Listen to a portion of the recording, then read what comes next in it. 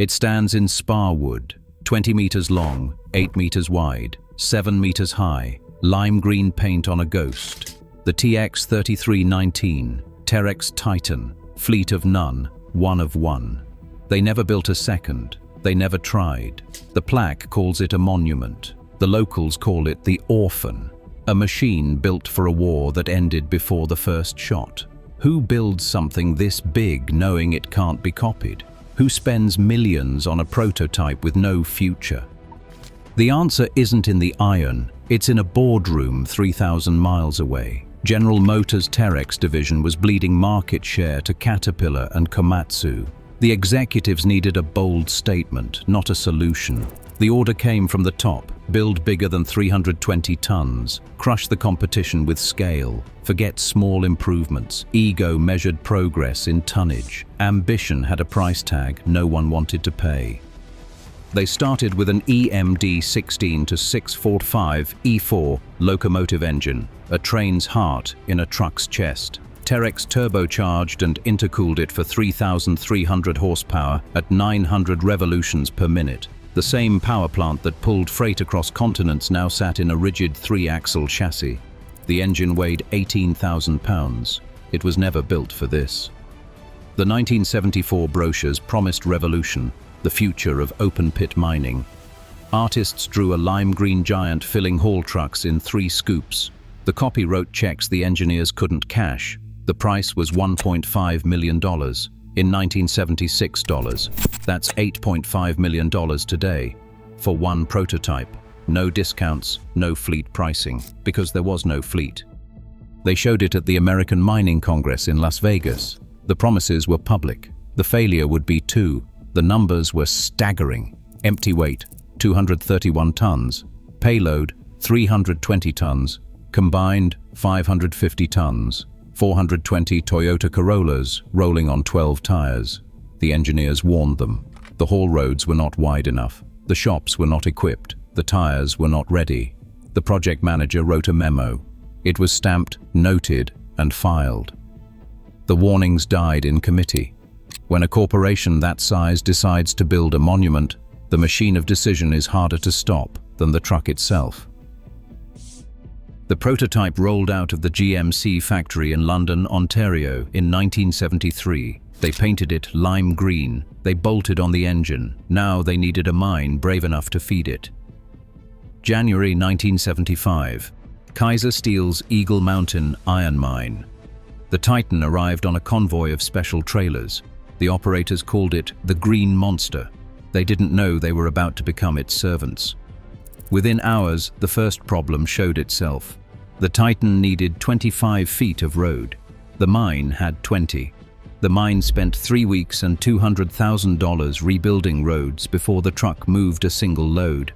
The Titan didn't adapt to the site. The site adapted to the Titan. 3 failures killed the Titan. First, the tires. Each cost $30,000. But the rubber compound wasn't rated for 550 tons. At working temperature, the heat built in the sidewalls like a pressure cooker, cooking the tires from the inside out. The Titan chewed through them far faster than the industry standard. The crew developed a ritual. Every 4 hours, they shut the Titan down. 90 minutes to cool. The mine lost 6 hours of production per shift. The truck, built to move mountains, spent most of its life sitting still, radiating heat into the desert air. The rear axle was a nightmare. 8 electric motors and all-wheel power steering meant the turning radius dropped from 50 meters to 30. Useful in theory, dangerous in practice. When the operator dumped 350 tons, the weight shift was violent. The frame twisted, the rear end lifted 6 feet. The front suspension hit the bump stops. Operators learned to brace. They called it the kick. On wet roads, the rear end would slide. Operators learned to countersteer like they were driving a boat. Every mile the Titan traveled was a mile of damage. The 12 tires cut ruts 18 inches deep. The road crew rebuilt the haul roads every 2 weeks. They worked behind the Titan like a cleanup crew following a parade. Road maintenance cost 3 times more than truck maintenance. The rectifiers couldn't handle the heat. They failed every 200 hours. The hydraulic seals failed every month. A pinhole leak could cut through leather. The machine earned its reputation as a widowmaker among maintenance crews.